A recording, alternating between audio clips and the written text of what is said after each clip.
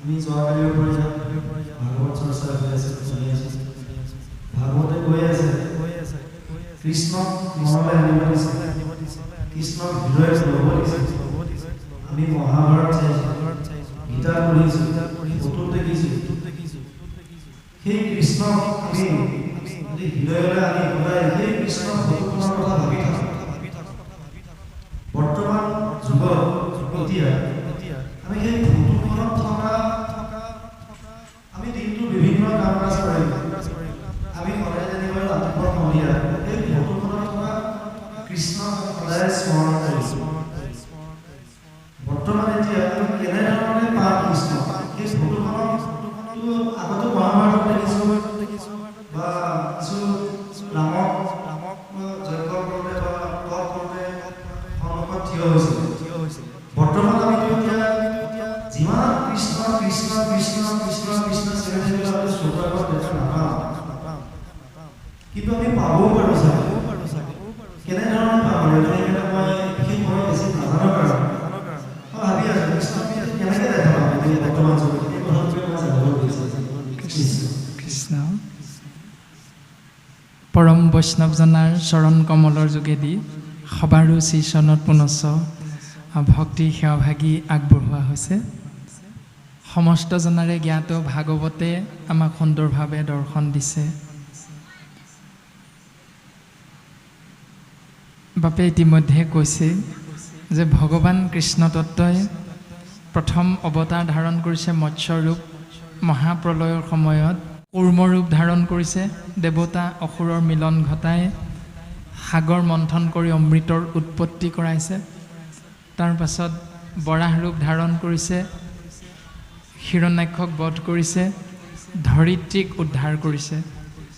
নৃসিংহ ৰূপ ধাৰণ কৰিছে, হিৰণ্যকশিপুৰক বধ কৰিছে, ভক্ত প্ৰহ্লাদৰ বাক্য ৰক্ষা কৰিছে, ভক্তক উদ্ধাৰ কৰিছে, সন্তক পালন কৰিছে। এনেধৰণে ভগৱন্ত পুৰুষে ৰূপ ধাৰণ কৰিছিল। কিন্তু বাপে কৈছে এতিয়াতো তেৰাক আমি সেইধৰণে বিচাৰিলে নাপাম, গতিকে তেৰাক আমি কেনেধৰণে দৰ্শন পাব পাৰিম। তাকে গুৰুজন বৈষ্ণৱে প্ৰসংগৰ ব্যৱস্থাত কৈছে, ভাই মুখে বোলা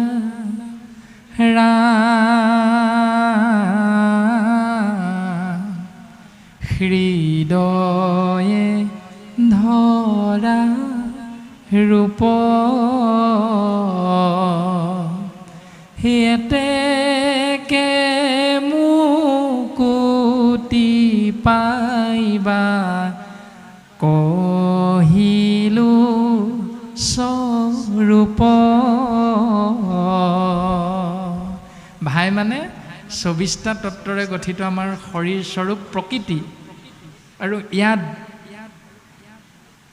11টা ইন্দ্ৰিয় আছে।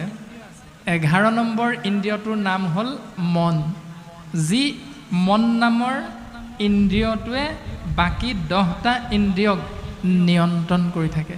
সেই মনক কোৱা হৈছে ভাই, মন ভাই।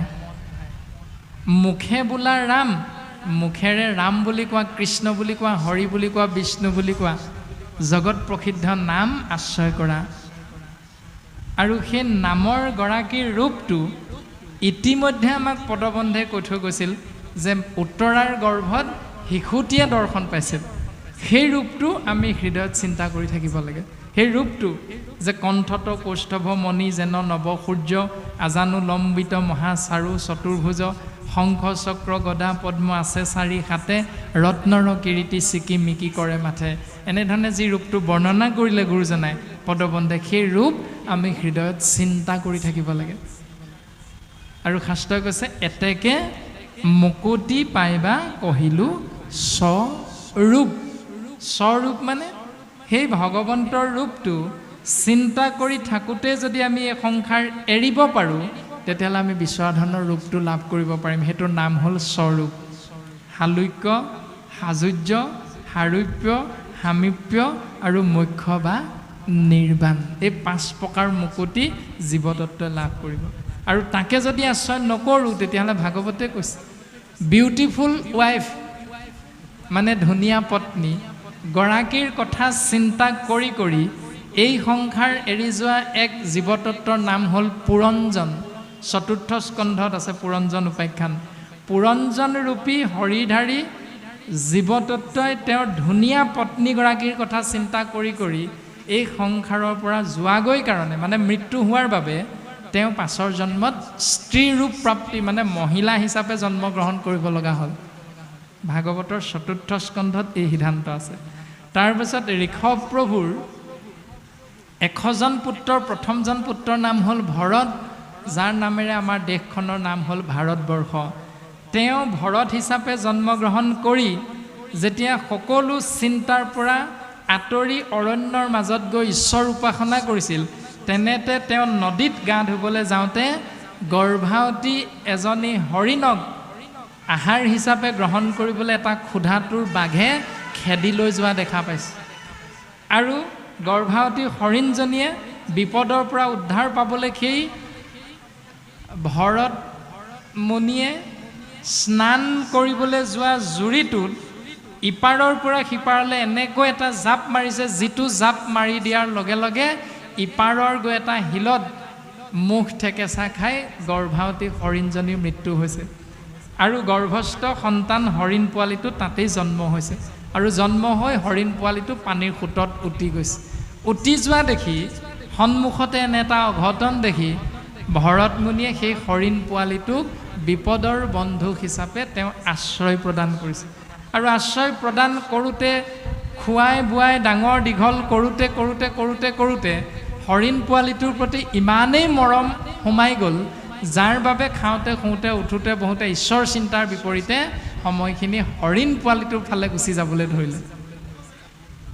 গৈছিল অৰণ্যৰ মাজত ঈশ্বৰ সেৱাৰ বাবে, কিন্তু ঈশ্বৰ চিন্তাৰ পৰা লাহে লাহে মায়া হৰিণ পোৱালিটোৰ মাজলৈ মনটো গুচি যাবলৈ ধৰিলে।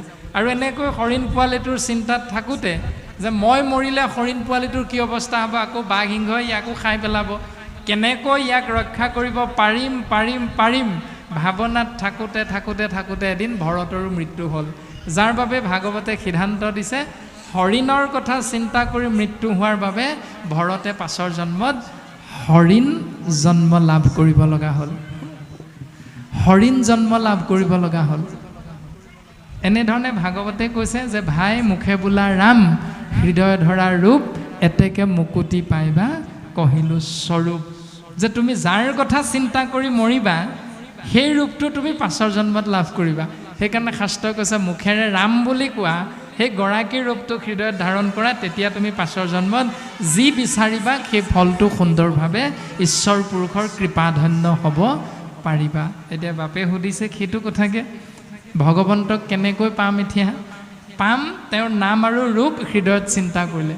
এতিয়া এইখিনিতে আমি পুনৰ চিন্তা কৰিম যে ভগৱন্তৰ ৰূপটো হৃদয়ত চিন্তা কৰিম মানে ভগৱন্তনো তেতিয়াহ'লে আছে ক'ত? ভগৱন্তটো ক'ৰবাত থাকিব লাগিব, যাৰ বাবে তেওঁৰ ৰূপটো আমি চিন্তা কৰিম। একেবাৰে চূড়ান্ত দৰ্শন দিছে গোকুল বৃন্দাবন ক্ষেত্ৰত অ আ ক খ নজনা যাক কোৱা হৈছে নিৰক্ষৰ, অশিক্ষিত বুলি কোৱা হৈছে। যি কটোৰ কেইটা চুক চিনি নাপায় তেনেকুৱা নিৰক্ষৰ গোপীসকলে কৃপালু গুৰুজনাই পদবন্ধে কীৰ্তন গ্ৰন্থ ভাগৱতৰ মাজেৰে আমাক সিদ্ধান্ত দিছে। এ ৰাম কৃষ্ণ তুমি আছা হেনো সবাৰো হৃদিত, তত্ত্ব নাপাই তোমাকো বিচাৰো বাহিৰত। কৃষ্ণ তুমি সকলোৰে হৃদয়ৰ মাজত আছা, আৰু এই তত্ত্বটো আমি বুজি নোপোৱাৰ বাবে কৃষ্ণক বিচাৰি নামঘৰ, কৃষ্ণক বিচাৰি মন্দিৰ, কৃষ্ণক বিচাৰি মছজিদ, কৃষ্ণক বিচাৰি গীৰ্জা, মানে ঈশ্বৰক বিচাৰি নামঘৰ, মন্দিৰ, মছজিদ, গীৰ্জা, গছৰ তল, মাটিৰ এটা মূৰ্তি, সোণৰ এভাগ মূৰ্তি আদি বিভিন্ন ধাতুৰে গঢ়া মূৰ্তিৰ পূজাৰ উপাসনাৰ স্থলীত গৈ আপুনি আমি সেই ব্যৱস্থাটো বিচাৰি ফুৰোঁ যে কৃষ্ণদেৱৰ ঈশ্বৰৰ কৃপা লাভ কৰিব পাৰিম নেকি। এইটো আমাৰ কিয় হয়? কাৰণ কৃষ্ণ তুমি আছা হেনো সবাৰো হৃদিত, সকলোৰে হৃদয়ৰ মাজত কৃষ্ণ আছে কাৰণেহে আমি হাতখন লৰাব পাৰিছোঁ, চকুকেইটা টিপিয়াব পাৰিছোঁ, নাকেৰে উশাহ ল'ব পাৰিছোঁ, মুখেৰে কথা ক'ব পাৰিছোঁ, ভৰিকেইটাৰ দ্বাৰা শৰীৰটোক ইচ্ছামতে এঠাইৰ পৰা আন ঠাইলৈ লৈ যাব পাৰিছোঁ। কাৰ বাবে? কৃষ্ণ তত্ত্ব হৃদয়ত থকা বাবেহে। যদি কৃষ্ণ তত্ত্ব হৃদয়তে আছেই, তেতিয়াহ'লে আমি দেখা নাপাওঁ কিয়? দেখাটো পাব লাগিছিল। নোপোৱাৰ মূল কাৰণটো হ'ল এইটো, এই ৰাম সমস্ত কাষ্ঠতে অগ্নি আচন্ত বিয়াপি ঘড়ীখন বিনে তাংক নেদেখে কদাপি। কিমানজনে চাকি জ্বলাই থৈ গৈছে আজি। যদি জুইশলা এটা, মাটি সেই পাত্ৰভাগ, মিঠাতেলৰ সৰু পেকেট এটা, শলিতাডাল, ধূপৰ পেকেটটো কলপাত এখিলাত আগবঢ়াই দিলে জুই আপুনি মই দেখিম নি? নেদেখোঁ। জুইশলা বাঁহটোত থকা কাঠিটো উলিয়াব লাগিব, তাৰ পাছত খাৰে খাৰে ঘড়ীখন কৰিব লাগিব, তেতিয়াহে বিচৰা ধৰণে আপুনি আমি জুই দেখা পাম। যদি আগবঢ়াই দি থৈ যায় তাত নিজে নিজে জুই নজ্বলে, আমি দেখা নাপাওঁ। ঠিক তেনেকৈ উদাহৰণটো দি গুৰুজনাই কৈছে বোলে সেহি মতে সেইধৰণে কৃষ্ণ আছা সবাৰো হৃদিত ভকতি নভৈলে জানা নহন্ত বেকত। যেতিয়ালৈকে ভক্তি নহ'ব তেতিয়ালৈকে কৃষ্ণ তত্ত্বৰ দৰ্শন নহ'ব। এতিয়া 7 দিন 7 ৰাতি অভিশপ্ত পৰীক্ষিত নামৰ ৰজাজনে, আপোনাৰ মোৰ নিচিনা এজন মানুহ হাত ভৰি থকা, পৰীক্ষিতেও বিয়া পাতিছিল, পত্নী আছিল, পৰীক্ষিতৰো পুত্ৰ আছিল জন্মেজয়। গতিকে তেওঁ সংসাৰী জীৱ মনুষ্য, আপুনি মই সংসাৰী জীৱ। পৰীক্ষিতে 7 দিন 7 ৰাতি কৃষ্ণ কথা একান্ত মনেৰে শুনিলে। শুনাৰ পাছত অভিশাপ যি লাভ কৰিছিল যে তক্ষক নামৰ এটা কাল সৰ্পই আহি পৰীক্ষিতক দংশন কৰিব, মানে খুট মাৰি দিব আৰু পৰীক্ষিতৰ মৃত্যু হ'ব। এতিয়া 7 দিন 7 ৰাতিৰ অন্তত গংগাৰ তীৰত যেতিয়া তক্ষকে ফেট তুলিছে, একেবাৰে দ্বাদশ স্কন্ধত আছে, যেতিয়া তক্ষকে ফেট তুলিছে, বাকী কাষত থকাসকলে কি দেখা পাইছে? তক্ষকৰূপী ভয়ংকৰ সৰ্পটোক দেখা পাইছে।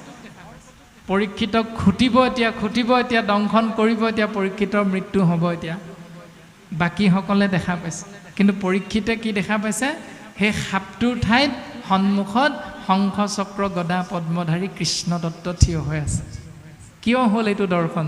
কাৰণ তেওঁ 7 দিন 7 ৰাতি কৃষ্ণ নাম শুনি শুনি নিজেও কৃষ্ণময় হৈ গ'ল, আৰু উপস্থিত থকা সমস্তকে গগৈ, শইকীয়া, দত্ত, কলিতা, বৰা, বৰগোহাঁই, বুঢ়াগোহাঁই আদি উপাধিবিলাক নেদেখি সন্মুখত থকা সমস্তৰে হৃদয়ৰ মাজত কেৱল কৃষ্ণ তত্ত্বৰ দৰ্শন হৈ আছে। সেইটোৱে হ'ল ভক্তিৰ মূল বিষয়বস্তু। আমিও যদি তেনেকৈ ভক্তিক সুদৃঢ় বিশ্বাসে আশ্ৰয় কৰোঁ, তেতিয়াহ'লে সন্মুখত বহি থকা প্ৰাণজিৎ নামৰ শৰীৰটোক প্ৰাণজিৎ হিচাপে দেখা নাপায়। এনেকৈ বহি থকা প্ৰত্যেকজন বাপ আমি ইজনে সিজনক কৃষ্ণময় দেখা পাম। সেইকাৰণে শ্ৰীমন্ত শংকৰদেৱ সংঘ নামৰ ভক্তি পঢ়াশালী ভাগত যেতিয়া এজন বাপে বোলে কৃষ্ণ বাপ কোনফালে যায়, তেতিয়া সিফালৰ বাপজনেও বোলে বাপ কৃষ্ণ ভালে আছোঁ দিয়ক, অকণমান ওলাই আহিলোঁ। কিন্তু অন্য সমাজৰ বাপ আইসকলে কি বুলি কয়? একেই ভাৱনা, কিন্তু ব্যৱহাৰ কৰে কি বুলি? বোলে শইকীয়া বহুত দিন দেখা নাই, কোনফালে যায়? কিন্তু সেই একেষাৰী বাক্যকে সমাজ বিশেষে বাপ আই কি বুলি কয়? বোলে কৃষ্ণ শইকীয়া বাপ বহুত দিন দেখা নাই, ভালে আছে, এনেকৈ কয়। ভাৱনা কিন্তু একেটাই, অৰ্থ বাক্য একে আছে, কিন্তু তাত দৰ্শনটো অলপ বেলেগ আছে। এই যিটো শাস্ত্ৰসন্মত দৰ্শন, এইটো সকলোৰে ভাগ্যত নিমিলে। ই ভাগ্য লাভৰ বাবে একমাত্ৰ সম্ভৱ কেৱল সাধু সংগ অনুসৰা শ্ৰৱণ কীৰ্তন কৰা পৰিহৰা পাখণ্ড আচাৰ। আমি পাখণ্ড আচাৰ ত্যাগ কৰিবৰ বাবে সাধু সংগ অনুসৰণ কৰিব লাগিব। গুৰুজনে ভগৱন্ত বস্তুৱে উদ্ধৱৰ আগত কৈছে, বিষ্ণু ভকতৰ সংগ লৈবা প্ৰথমত, গুৰু মানি শুশ্ৰূষা কৰিবা ভালমত। আমাক এই বুলি কোৱা নাই বিশ্বকৰ্মা ভকতৰ সংগ লৈবা প্ৰথমত বুলি নাই কোৱা, শিৱ ভকতৰ সংগ লৈবা প্ৰথমত বুলি নাই কোৱা, দুৰ্গা ভকতৰ সংগ লৈবা প্ৰথমত বুলি নাই কোৱা। ল'বলৈ কৈছে বিষ্ণু ভকতৰ সংগ লৈবা প্ৰথমত। আপোনালোক যদি বিষ্ণুৰ ভকত হয় তেতিয়াহ'লে হেউকী হিচাপে আমি বিষ্ণু ভকতৰ সংগ শাস্ত্ৰ সন্মত বুলি কৈছে। সেইকাৰণে বাপজনাই সোধা প্ৰশ্নৰ উত্তৰ নামঘোষা শাস্ত্ৰত মাধৱ গুৰুজনাই কৈছে, যিহেতু চৈতন্যপূৰ্ণ পৰমাত্মা ৰূপে হৰি হৃদয়ত আচন্ত প্ৰকাশী, ভগৱন্তৰ হৃদয়ৰ মাজত প্ৰকাশমান হৈ আছে। তাতে সেই ইন্দ্ৰিয়গণ, সেই আত্মাক কেন্দ্ৰ কৰি শৰীৰটোত ইন্দ্ৰিয়বিলাক প্ৰকাশমান হৈ আছে, ভূত প্ৰাণ বুদ্ধি মন প্ৰৱৰ্তন হৈ আছে। যতে ক যিমানবিলাক চৈতন্য ৰাখি নে জড় ৰাখি বিচাৰে, শাস্ত্ৰই কৈছে যতে ক জড় ৰাখি। হাতখনৰ কাম নাই যেতিয়া কৃষ্ণ তত্ত্ব ওলাই যাব। কৃষ্ণ তত্ত্ব থকালৈকে এসপ্তাহত চুলি কাটিব লগা হয়, দুদিনৰ মূৰে মূৰে দাড়ি কাটিব লগা হয়, তাৰপাছত হাতৰ নখ ভৰিৰ নখ কাটিব লগা হয় 2-3 দিনৰ মূৰে মূৰে। কিয়? কাৰণ কৃষ্ণ তত্ত্ব হৃদয়ৰ মাজত আছে কাৰণে। যেতিয়া কৃষ্ণ তত্ত্ব ওলাই যাব এসপ্তাহ শৰীৰটো ৰাখি থ'বচোন, না চুলি বাঢ়িব, না দাড়ি বাঢ়িব, না নখ বাঢ়িব, একো নেবাঢ়ে, সি একেভাগি থাকি যাব। তাৰমানে যতে ক জড় ৰাখি, আঙুলিৰ বৃদ্ধি নহয়, শৰীৰৰ একো বৃদ্ধি নহয়, নকমেও নেবাঢ়েও, যেতিয়া কৃষ্ণ তত্ত্ব ইয়াৰ পৰা ওলাই গুচি যাব। গতিকে কৃষ্ণ তত্ত্বক বিচাৰি আমি ক'ৰবালৈ যাব নালাগে। কৃষ্ণ তত্ত্ব সকলোৰে হৃদয়ৰ মাজত আছে, মাত্ৰ এজনে অন্যজনক আমি কৃষ্ণ বুলি ভাৱনাটো আনিবৰ বাবে এই দৰ্শনবিলাক আমাক দি আছে। সেইটোহে মূল বিষয়বস্তু। গতিকে বাপজনা প্ৰশ্নৰ উত্তৰভাগি আমি মূঢ়মতীয়ে কৈ থকা আপোনাসৱৰ আশীৰ্বাদৰ ফলস্বৰূপ শব্দ ব্ৰহ্ম দ্বাৰা আপোনাসৱৰ চৰণত সেৱা আগবঢ়োৱা এই ব্যৱস্থাত যি অপৰাধ ৰৈ গৈছে, জ্ঞানকৃত অজ্ঞানকৃত, আপোনাসৱে আমাক ক্ষমা দিব। আৰু ইয়াৰ পাছত পুনৰ পদে কি ক'ব আমি তাৰ মাজলৈ আগবাঢ়ি যাম। কৃষ্ণ কুন্তীৰ দ্বাৰা কৃষ্ণ স্তুতি কৃপালু গুৰুজন বস্তুৱে প্ৰকাশ কৰিছে যে বিদায়ৰ মুহূৰ্তত ভগৱন্ত পুৰুষে কুন্তীক কৈছিল যে সেই বুঢ়া মানে সম্বন্ধত কৃষ্ণৰ পেহীয়েক হয় কুন্তী। কুন্তীক কৈছে, সেই পেহী কোৱাচোন তোমাক কি লাগে মোৰ পৰা, তুমি যি বিচাৰা যাবৰপুৰত আমি আজি তোমাক তাকেই দি যাম। আৰু তাকেই জানিব পাৰি কুন্তীয়ে কৃষ্ণৰ চৰণত সেৱা নিবেদন কৰিছে যে হে কৃষ্ণ কৃষ্ণ বাপ কৰোঁ প্ৰণিপাত, পৰম ঈশ্বৰ তুমি জানিলোঁ সাক্ষাৎ। আমি জানিছোঁ ইতিমধ্যে তুমিয়েই হলা সৃষ্টি স্থিতি প্ৰলয়ৰ গৰাকী জগতৰ ঈশ্বৰ। তুমি দৈৱকী নন্দৰ কুমাৰ, তুমি হলা গোবিন্দ। গো মানে গাই বা গৰু, আৰু গো মানে বেদ, বিন্দ মানে গৰাকী। গুৰ অধীশ্বৰ বাবে ভগৱন্তৰ অন্য এক নাম হ'ল গোবিন্দ। দৈৱকী নন্দন, নন্দৰ পুত্ৰ সেই গোবিন্দ। নমো নমো মুকুন্দ চৰণ অৰবিন্দ, তোমাৰ ৰাতুল চৰণত আমি সেৱা নিবেদন কৰিছোঁ, কিয়নো তুমি হলা মুকুন্দ। মো মানে মুক্তি, কুণ্ড মানে গাত। এই ভৱ সংসাৰৰূপী গাতটোৰ পৰা উদ্ধাৰ কৰাই দিব পৰা শক্তি আছে কেৱল তোমাৰ লগত। হে প্ৰভু তোমাৰ নাম সেইকাৰণে মুকুন্দ। নমো নেত্ৰ পংকজ, নেত্ৰ মানে চকু, তোমাৰ চকুজুৰি পদুম ফুলৰ দৰে। পংকজ মালাধাৰ, তুমি পদুম ফুলৰ মালা পিন্ধি থাকা। নমো নেত্ৰ পংকজ, পংকজ পাৱ যাৰ, তোমাৰ চকু পদুম ফুলৰ দৰে, তোমাৰ চৰণ পদুম ফুলৰ দৰে। নমো ভকতৰ চিত্ত বৃত্ত অধিষ্ঠাতা, তুমি ভকতৰ চিত্ত, তুমি ভকতৰ বৃত্ত, বৃত্ত মানে ধন, তুমিয়ে সমস্তৰে অধিষ্ঠাতা মানে গৰাকী। দুৰ্গতি তাৰক মূৰ, তুমি পিতা মাতা, তুমি মোৰ দুৰ্গতি নাশ কৰা, তুমিয়ে সমস্ত জীৱৰ পিতৃ, তুমিয়ে সমস্ত জীৱৰ মাতৃ। হে কৃষ্ণ বিষ বহনী ৰাক্ষস দুৰ্ঘোৰ বনবাস, মোৰ পুত্ৰসকল যেতিয়া ভীমে দুৰ্যোধনৰ দুষ্ট ভাৱনাৰ বলি হৈ বিষ পান কৰি যেতিয়া পাতাল লোকত গৈও প্ৰৱেশ কৰিব লগা হৈছিল, সেই ভীমক সেই বিষ ক্ৰিয়াৰ পৰা ৰক্ষা কৰিছিল কেৱল কৃষ্ণ তত্ত্বই। হে কৃষ্ণ তুমি, হে কৃষ্ণ তুমি বহনি জতুগৃহত যেতিয়া জুই লগাই পুৰি মাৰিবৰ বিচাৰিছিল পঞ্চপাণ্ডৱক অৰ্থাৎ মোৰ পুত্ৰসকলক তেতিয়াও ৰক্ষা কৰিছিলা কেৱল তুমি বনবাসত থাকোঁতে সমস্ত যি বিপদ আপদ ৰাক্ষস অসুৰ আদি সমস্ত দুখ দুৰ্দশাৰ পৰা মোৰ পুত্ৰসকলক ৰক্ষা কৰিছিলা তুমি আৰু আজি অশ্বত্থামাৰ অস্ত্ৰত যাওঁ নাশ আজিও এই অশ্বত্থামাৰ ব্ৰহ্মাস্ত্ৰৰ আঘাতত মোৰ পুত্ৰসকলৰ লগতে মোৰো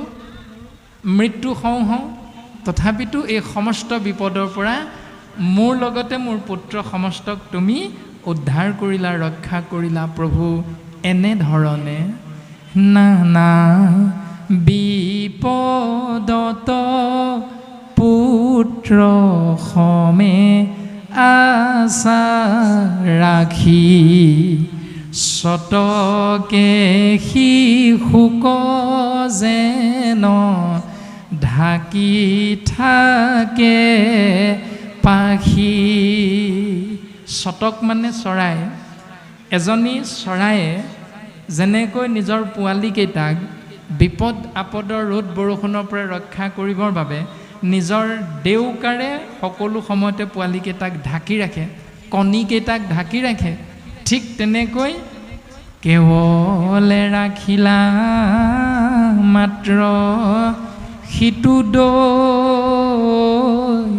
কি ক জানিলো মোতেহে স্নেহ মাতৃটো অধিক তেনেধৰণে নানা বিপদ আপদত আমি সমস্তজনাকে হে কৃষ্ণ তুমি ৰক্ষা কৰি আছা আৰু কেৱলে ৰাখিলা মাত্ৰ সিটো দৈৱকীক দৈৱকী কেৱল তুমি বন্ধনৰ পৰাহে মুক্ত কৰি দিলা কংসৰ কাৰাগাৰৰ পৰা কিন্তু জানিলোঁ মোতেহে স্নেহ মাতৃটো অধিক কিন্তু মোক তুমি দৈৱকী মাতৃতকৈও অধিক গুৰুত্ব আৰোপ কৰিছা আৰু সেইকাৰণেই হয়তো মোৰ লগতে মোৰ পুত্ৰসকলক সমস্ত বিপদ আপদৰ পৰা ৰক্ষা কৰিবলৈ তুমি আহি হস্তিনাপুৰত ইমান বছৰ কাল অৱস্থান কৰি আছা এনেধৰণে ভগৱন্ত কৃষ্ণ তত্বৰ চৰণত পাণ্ডৱ জননী কুন্তীয়ে সেৱা নিবেদন কৰিছে যে তুমি মোক কিবা এটা দিম বুলি কৈছা মই ল'ম কিন্তু মই কি ল'ম জানানে তুমি মোক কি দিবা জানানে এই ৰামে সেহি আপদ আমাৰ অভিমত তোমাক দেখিবে পাওঁ যিটো আপদত তুমি মোক হেই বিপদবিলাক মোৰ শিৰত তুমি জাপি দিয়া কৃষ্ণ যাতে সেই বিপদ আপদৰ সময়ত মই সদায় তোমাক দেখা পাই থাকোঁ এতিয়া এইখিনিতে কুন্তীৰ চিন্তা আৰু আপোনাৰ মোৰ সাধাৰণ মনুষ্যৰ চিন্তাৰ পাৰ্থক্যটো আছে আমাক যদি চৰকাৰে কিবা এটা দিবলৈ বিচাৰে এই কিবা আঁচনি কিছুমান দি আছে নহয় ৩,০০০ ১৫০০ ১০,০০০ এনেকৈ সেই ১০,০০০ টকাটো দিব বুলি জানিয়ে আপুনি মই উৎকট গৰমতো গৈ শাৰী পাতি থিয় হৈ থাকোঁগৈ কিন্তু কুন্তীয়ে বিচাৰিছে কি কৃষ্ণই দিম বুলি কোৱাত কুন্তীয়ে বিচাৰিছে মোক এইবিলাক একো নালাগে কাৰণ শ্ৰী ভৈলে ভুলে মন কৰে নানা কাম সম্পদত নপাৰে তোমাৰ লৈবে না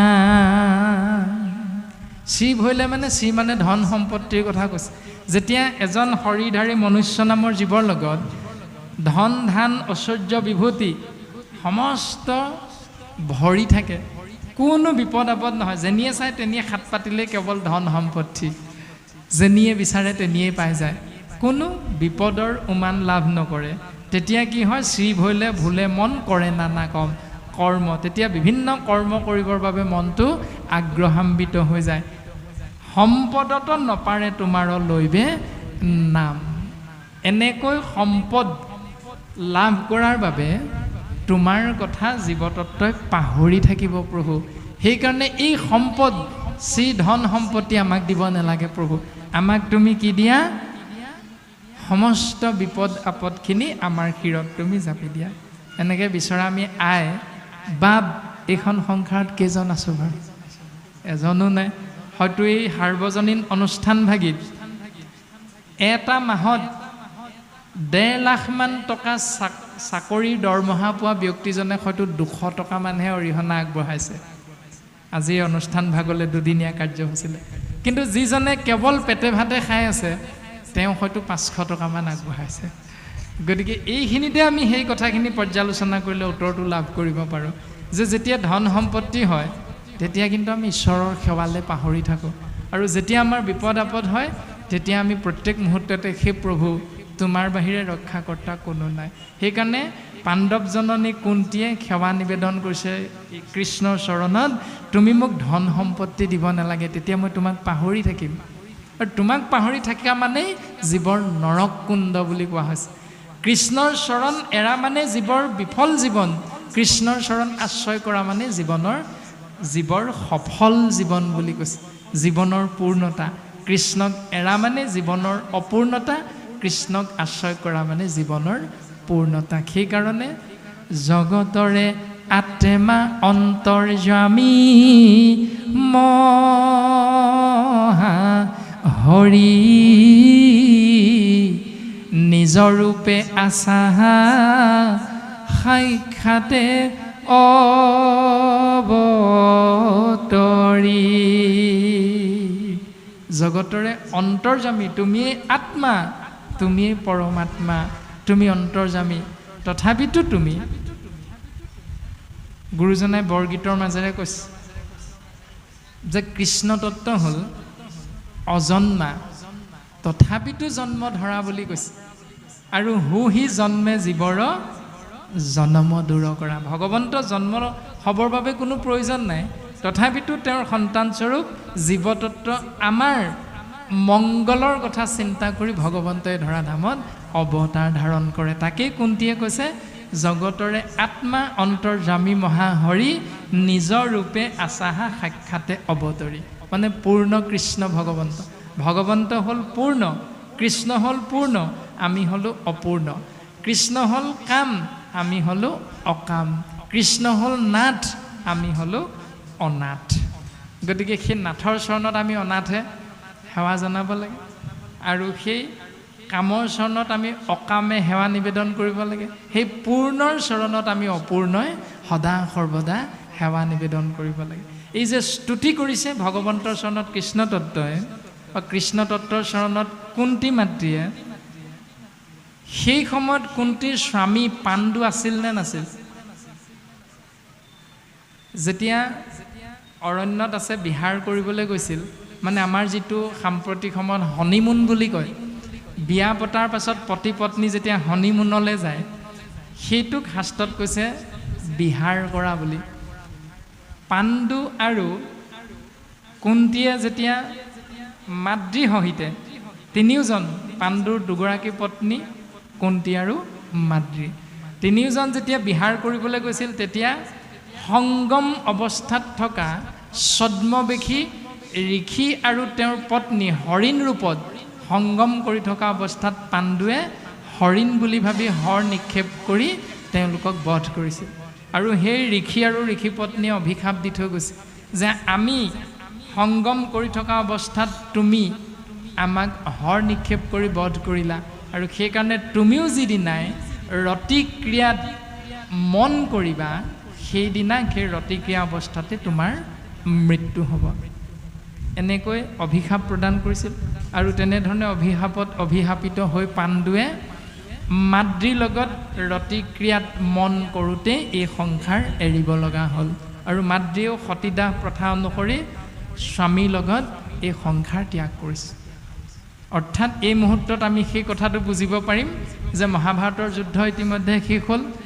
তাৰমানে কুন্তী হ'ল বিধৱা, কুন্তী সধৱা নহয়, কুন্তী বিধৱা। আৰু বিধৱা এগৰাকী মহাসতীয়ে স্তুতি কৰা এভাগী স্তুতি বাণী বা প্ৰাৰ্থনা কৃপালু শ্ৰীমন্ত শংকৰদেৱ গুৰুজনাই আনি ভাগৱতৰ পৰা আনি অপূৰ্ব সৃষ্টি কীৰ্তন গ্ৰন্থৰ আদিতেই সংযোজন কৰিছে।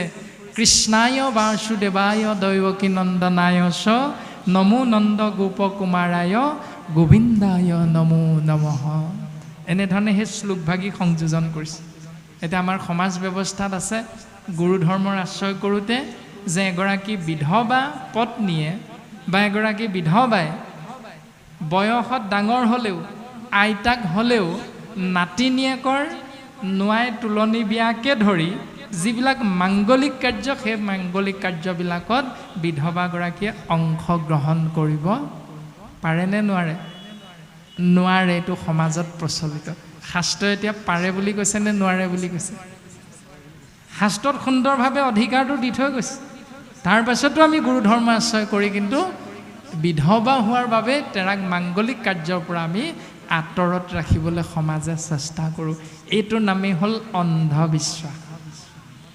গতিকে ভাগৱত এনে এক উত্তম শাস্ত্ৰ যি শাস্ত্ৰৰ মাধ্যমেৰে জীৱন যাপন কৰিবলৈ চেষ্টা কৰা প্ৰত্যেক জীৱৰে মংগল সাধন হয়, ভগৱন্তৰ কৃপা লাভ হয়।